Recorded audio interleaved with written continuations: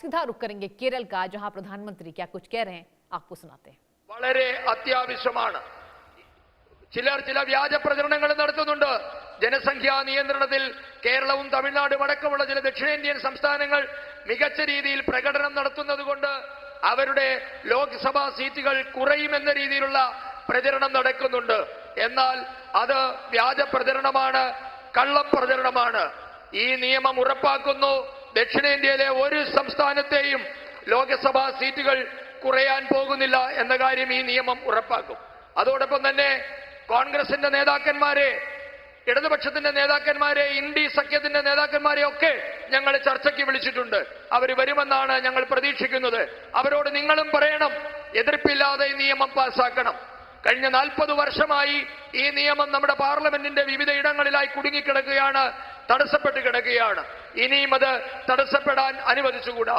അതുകൊണ്ട് ഈ രാജ്യത്തെ എല്ലാ കക്ഷികളോടും ഞാൻ അഭ്യർത്ഥിക്കുന്നു, നിങ്ങളും അഭ്യർത്ഥിക്കണം. നമ്മളുടെ നാരീ ശക്തിയെ, അമ്മമാരുടെ സ്ത്രീ പ്രാതിനിധ്യം, സ്ത്രീകളുടെ പ്രാതിനിധ്യം കൂട്ടുക എന്ന ലക്ഷ്യത്തോടു കൂടിയുള്ള പാർലമെന്റിലും നിയമസഭകളിലും സ്ത്രീകളുടെ സീറ്റ് കൂട്ടുക എന്ന ലക്ഷ്യത്തോടു കൂടിയുള്ള നിയമം ഏകകണ്ഠമായി പാസാക്കാൻ, എതിർപ്പില്ലാതെ പാസാക്കാൻ തുറന്ന മനസ്സോടുകൂടി എല്ലാവരും സഹകരിക്കണമെന്ന് ഞാൻ അഭ്യർത്ഥിക്കുകയാണ്.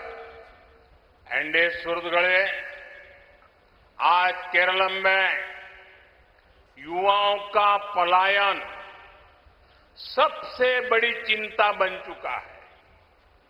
केरल में रोजगार के लिए यहां इंडस्ट्री लगाने की जरूरत है. रोजगार के लिए जरूरी है कि यहां सर्विस सेक्टर बढ़े, स्टार्टअप्स को जगह मिले, स्किल को सही वैल्यू मिले. लेकिन इन सब के आगे केरल में सबसे बड़ी दीवार है करप्शन और दूसरी दीवार है कम्युनलिज्म. जब यहां करप्शन और कम्युनलिज्म की दीवार टूटेगी तभी केरल का विकास होगा. और इसके लिए आपको एलडीएफ, यूडीएफ दोनों को हराना होगा. പ്രിയപ്പെട്ടവരെ, ഇന്ന് നമ്മുടെ യുവാക്കൾ തൊഴിലന്വേഷിച്ച് കേരളം വിട്ടുപോകുന്നത് വളരെയധികം ആശങ്കയുണ്ടാക്കുന്ന സംഗതി ആണ്. ജോലി തേടി കേരളം വിട്ടുപോകുന്നവരുടെ എണ്ണം ഇന്ന് കേരളത്തിൽ വളരെയധികം കൂടുതലാണ്. കേരളത്തിൽ തൊഴിലവസരങ്ങൾ ഉണ്ടാകണമെങ്കിൽ വ്യവസായങ്ങൾ വളരണം, സേവന മേഖല വളരണം, സ്റ്റാർട്ടപ്പ് സംരംഭങ്ങൾക്ക് അവസരം കിട്ടണം, യുവാക്കളുടെ കഴിവുകൾക്ക് യഥാർത്ഥ മൂല്യം കിട്ടണം.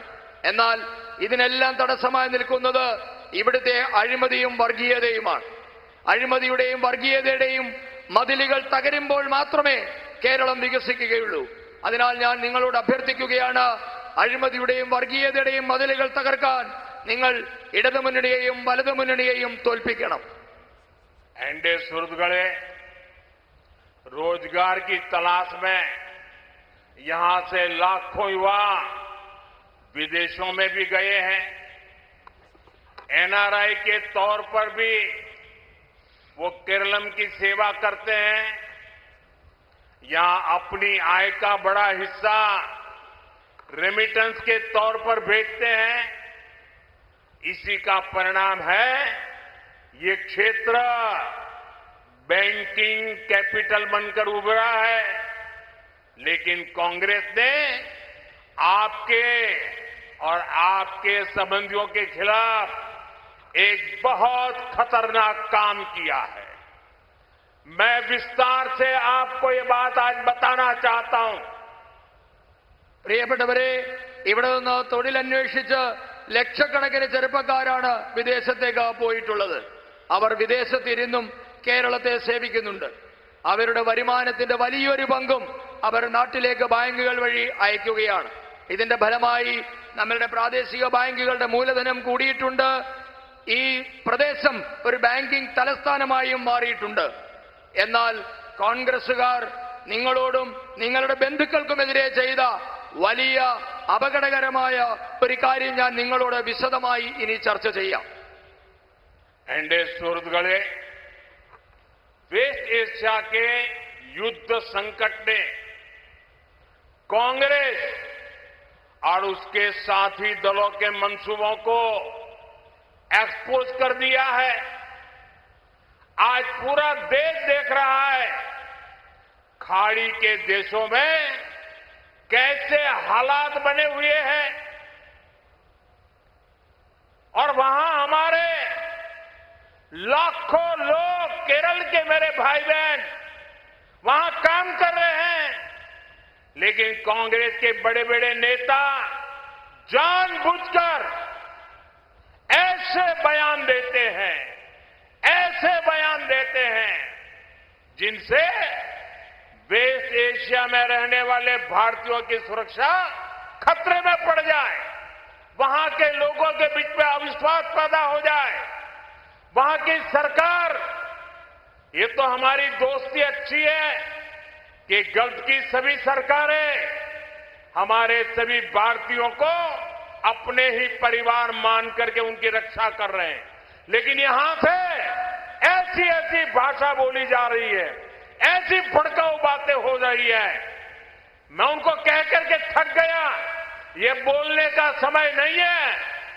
ये हमारे लाखों भाई बहन वहां है ना, उनकी सुरक्षा ये हमारी सबसे पहला दायित्व है, सबसे बड़ी प्रायोरिटी है। कृपा करके अनाप शनाप बोलना बंद करो ताकि हमारे नौजवानों को, हमारी बेटियों को वहां कोई तकलीफ ना हो।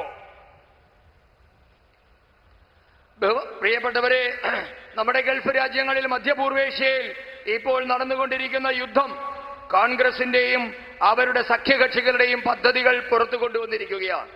ഗൾഫ് രാജ്യങ്ങളിലെ